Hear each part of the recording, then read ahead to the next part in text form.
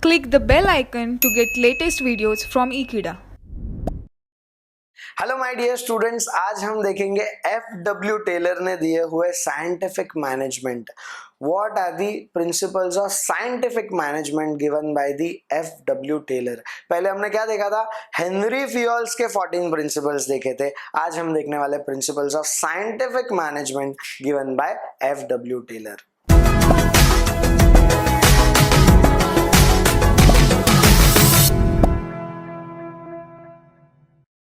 Yes, so principle में सबसे पहला प्रिंसिपल है development of science for each part of the men's job.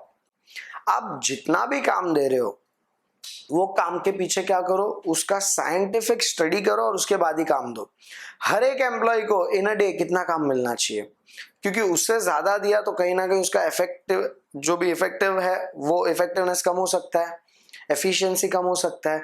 जितना टारगेट देना चाहिए उससे अगर कम दे रहा है तो ऑर्गेनाइजेशन का टाइम वेस्ट जा रहा है, उतना ओवरहेड्स इनकर हो रहा है. जो फिक्स्ड ओवरहेड्स है, फॉर एग्जांपल रेंट, वो नंबर ऑफ यूनिट्स पे डिपेंड नहीं करता ना, दैट इज फिक्स्ड ओवरहेड्स. आप उधर प्रोडक्शन करो या ना करो, फैक्ट्री यूज करो ना करो, रेंट तो लगने ही वाला है. समझ रहे क्या? तो वेस्ट हो जाएगा. तो आपको इसके बीच में बैलेंस रखना है. और बैलेंस कब रख पाओगे? जब भी आप साइंटिफिकली सोचोगे कि ये बंदा, ये एम्प्लॉय कितने आवर्स तक जॉब कर सकता है एक दिन में. एक काम को कंप्लीट करने के लिए ऑन एन एवरेज, एक नॉर्मल एवरेज एम्प्लॉय को कितना टाइम लगता है, वो भी मैनेजर को क्या करना चाहिए? एनालिसिस करना चाहिए. जो भी काम हो रहा है उसके पहले उसका एनालिसिस करो, उसका कुछ ना कुछ प्रोसेस बनाओ. ऐसा नहीं होना चाहिए ट्रायल एंड एरर बेसिस पे काम करो. अगर प्रोडक्शन समझो, रॉ मटेरियल डाला, फिनिश गुड्स बना तो बना वरना वेस्ट, ऐसा नहीं होना चाहिए. पहले ट्रायल रन कर लो, पहले देख लो कि प्रोडक्शन होता कैसे, ये रॉ मटेरियल में से फिनिश गुड्स बन कैसे रहा है, और फिर वही हिसाब से हर टाइम रॉ मटेरियल आपको इंजेक्ट करना है और फिनिश गुड्स को बाहर लाना है. समझ रहा है? क्योंकि अगर ट्रायल एंड एरर बेसिस पे आप काम करने जाओगे तो आपका आधा तो पूरा रॉ मटेरियल आपका क्या हो जाएगा? वेस्ट हो जाएगा आधे से ज्यादा. तो वो नहीं होना चाहिए. उसके लिए ट्रायल एंड एरर नहीं होना चाहिए. डेटा कलेक्ट करो, उसका एनालिसिस करो, उसके बाद ही प्रोडक्शन करो. फॉर एग्जांपल समझो अभी सेलफोन इंडस्ट्री को नया सेलफोन बनाना है, तो उसको क्या देखना पड़ेगा? कौन से फीचर्स से आजकल ज्यादा कस्टमर लोग खुश है, कौन से फीचर है जो आज तक इनोवेट ही नहीं हुए, और इनोवेट हुए तो किसी ने लाए ही नहीं है. समझ रहा है? किसने अपने यूनिक सेलिंग पॉइंट में ऐड ही नहीं की है. What do you mean by unique selling point? जो आप ही के प्रोडक्ट में और किसी में नहीं है, that is called as USP of that company, that is unique selling point. तो क्या है आपके प्रोडक्ट में ऐसा नया जो बाकी कोई प्रोडक्ट में नहीं है? वो बताओ. समझ रहे हो? वो ढूंढो, बताओ क्या ऐसा चीज है जो कस्टमर को बिल्कुल भी नहीं पसंद. फॉर एग्जांपल आज के दिन पे अगर क्वालिटी कीपैड वरना वो पहले वाला जब नोकिया 1100 होता था, ABCDF, ये वाला कीपैड निकालोगे तो यार कस्टमर को आप पसंद नहीं आओगे. आज का जमाना टच स्क्रीन का है. समझ रहा है? फेस डिटेक्शन आ गया है आजकल. तो क्या लेटेस्ट है? क्या अब तक इनोवेट ही नहीं हुआ है? इनोवेट हुआ है तो क्या आज तक ऐड ही नहीं किया है, उसका एडवर्टाइजमेंट में बताया ही नहीं गया है? वो बताओ. क्या क्या डिसलाइक में वो छोड़ दो, आपके प्रोडक्ट में इनकॉर्पोरेट ही मत करो. ये सब अगर करोगे, ये सब करने का कब पता चलेगा? जब आप डेटा लोगे कस्टमर का, लाइक्स डिसलाइक्स का, उसको एनालाइज करोगे और उसके बाद आपका प्रोडक्शन टेक्निक्स अप्लाई करोगे. तो साइंस यही बोल रहा है कि हर एक के काम का क्या करो, अच्छे से उसको एनालाइज करो और फिर ही काम करने दो. पहले आप डेवलप करोगे हर एक को क्या क्या काम करना है, कितने टाइम में काम करना है और कैसे काम करना है. और ये डिसाइड करने के लिए आपको साइंटिफिक चीजें लगेगी सोचने के लिए, आपको अप्लाई करना पड़ेगा आपका दिमाग. समझ रहा है? तो ये है आपका first principle. Second principle is proper selection, scientific selection, training and development of an employee. कोई भी एम्प्लॉय को आप हायर कर रहे हो, कोई भी वर्कर को आप हायर कर रहे हो, उसको पहले तो सिलेक्शन उसका प्रॉपर होना चाहिए बेस्ड ऑन क्राइटेरिया. बहुत सारे कंपनी में HR डिपार्टमेंट होता है. हर एक बड़ी बड़ी कंपनियों में आपको अलग से HR डिपार्टमेंट मिलेगा, that is human resource department. तो ह्यूमन रिसोर्स डिपार्टमेंट ने पहले ही एम्प्लॉय के लिए कुछ ना कुछ क्राइटेरिया सेट किया होता है. फॉर एग्जांपल अपने कंपनी में कोई ग्रेजुएट के नीचे बंदा होना ही नहीं चाहिए. अगर कोई बंदा IT डिपार्टमेंट में जाने वाला है वो पक्का इंजीनियर होना ही चाहिए. अगर कोई बंदा अकाउंट्स डिपार्टमेंट में जा रहा है वो पक्का चार्टर्ड अकाउंटेंट होना ही चाहिए. समझ रहा है? अगर कोई बंदा कंप्लायंस डिपार्टमेंट, लॉ वाले डिपार्टमेंट में जा रहा है, या तो CS या तो LLB होना ही चाहिए. ये सब पहले से HR पॉलिसी में लिखा रहता है. समझ रहा है? तो इसी को बोलते हैं साइंटिफिक सिलेक्शन. समझ रहा है? बहुत सारी कंपनियों में, हर एक लिस्टेड कंपनियों में अप्रोक्सीमेटली आप जब भी एंटर होते हैं, आपको जॉब जब भी ऑफर करके सिलेक्ट करते हैं, सिलेक्शन हो गया, अभी समझो सिलेक्शन हो गया, तो फिर आपका होता है induction training. What do mean by induction training? वो कंपनी का जो भी ट्रेनर है वो आपको सारे के सारे प्रोसेस फर्स्ट मंथ पूरा का पूरा ट्रेनिंग में ही डालते हैं आपके। समझ रहा है कि देखो चीजें यहाँ से यहाँ पे जाती है, ये खत्म होने के बाद इधर जाती है, इधर से इधर आती है और फाइनली इधर जाती है। समझ रहे हैं? और आपका क्या रोल है ये चीज में, वो पूरा का पूरा फर्स्ट मंथ आपको इंडक्शन ट्रेनिंग में ही जाता है। समझ, उसका आपको सैलरी भी देता है, आपका फर्स्ट डे से सैलरी मीटर चालू हो जाता है, बट साथ में आपको कुछ नया सिखा रहे हैं। देखो कैसी चीज है, सिखाने के आपको पैसे मिल रहे हैं, आप ही सीख रहे हो और आप पैसे भी ले रहे हो। समझ रहे हैं क्या? गुड ना।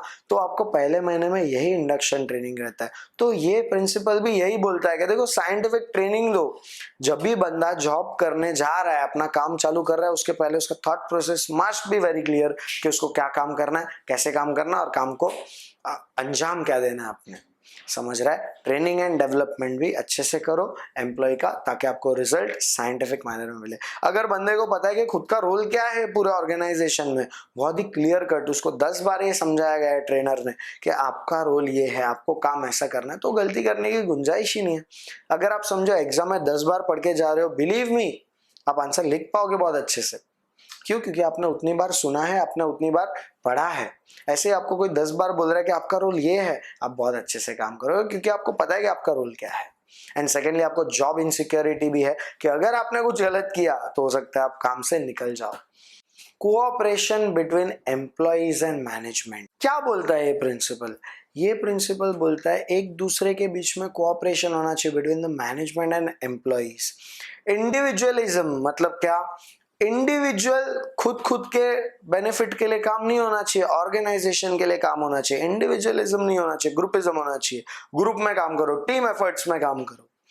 समझ रहा है? साथ में मैनेजमेंट और एम्प्लॉय का गोल सेम होना चाहिए। मैनेजमेंट को भी कंपनी का भला चाहिए, एम्प्लॉइज को भी कंपनी का भला चाहिए और दोनों उसी के लिए काम करने चाहिए।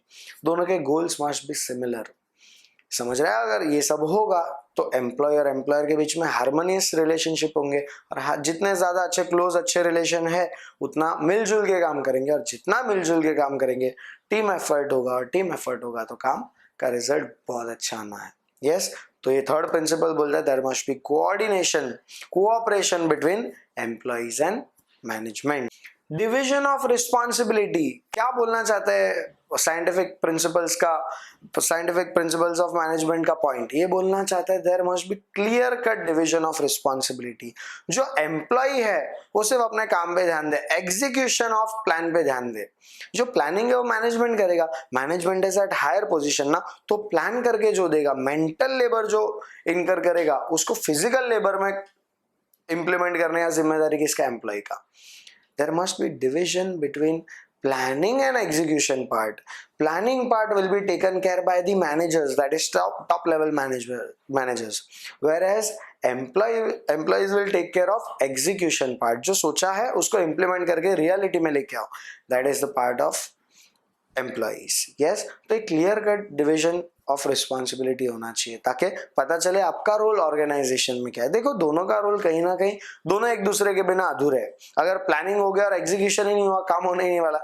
एग्जीक्यूशन हो रहा है विदाउट प्लानिंग, वो सक्सेसफुल नहीं होने वाला है। तो दोनों ही जरूरी है, दोनों ही इंपॉर्टेंट पार्ट है, but that must be with proper division of responsibilities. किसका क्या काम है वो ऑलरेडी पता होना चाहिए, साइंटिफिकली सबको पता होना चाहिए कि अपना क्या क्या काम है। और अगर आपको अपना काम पता है कि आपको इतना ही करना है, इससे ज्यादा नहीं करना है, कम नहीं करना है, आप बहुत अच्छे रिजल्ट से काम करोगे, आप अच्छे डेडिकेशन से काम करोगे। मेंटल रिवॉल्यूशन, मेंटल रिवॉल्यूशन मतलब क्या? मैनेजर्स को कोई भी अथॉरिटी या रिस्पॉन्सिबिलिटी देने के पहले 10 बार सोचना चाहिए क्या ये इसके प्रॉपर काबिल है, क्या इतने रिस्पॉन्सिबिलिटी के, क्या ये इतना अथॉरिटी लेने के काबिल है, क्या ये इतना अथॉरिटी ले पाएगा, क्या एक्सरसाइज कर पाएगा, क्या ठीक से गलत वे में मिसयूज तो नहीं करेगा। ये सारा पार्ट है मैनेजर का सोचने का। मेंटल रिवॉल्यूशन, आप सोचो, आप जो भी चीजें कर रहे हो, अपने एम्प्लॉय को अथॉरिटी दे रहे हो, रिस्पॉन्सिबिलिटी दे रहे हो, पहले सोचो। समझ रहे हैं? It is the duty on the part of management कि वो अपने एम्प्लॉय के लिए बेटर वर्किंग कंडीशंस क्रिएट करे, प्रॉपर वर्किंग आवर्स रखे, फेयर वेजेस दे। ये सारा का सारा काम किसका है? मैनेजर्स का है। तो मैनेजर को ये भी ख्याल रखना, मेंटली रिवॉल्यूशन आपका जरूरी है मैनेजर का, कि वो अपने एम्प्लॉय के हित में सोचे, ऑर्गेनाइजेशन के हित में सोचे। समझ रहा है? He must be working for an organisation for an employee, समझ रहा है? और अगर ये दोनों का ख्याल रख रहा है तो ऑब्वियस सी बात है कंपनी आगे बढ़ेगा। Last principle is maximum prosperity of employer as well as employee. क्या बोलना चाहते हैं पॉइंट? हर एक एम्प्लॉय और एम्प्लॉयर को इक्वल अपॉर्चुनिटी मिलना चाहिए खुद के ग्रोथ का, ऑर्गेनाइजेशन के लिए कंट्रीब्यूट करने का, समझ रहा है? इक्वल अपॉर्चुनिटी मिलना चाहिए उनके प्रोस्पेरिटी का।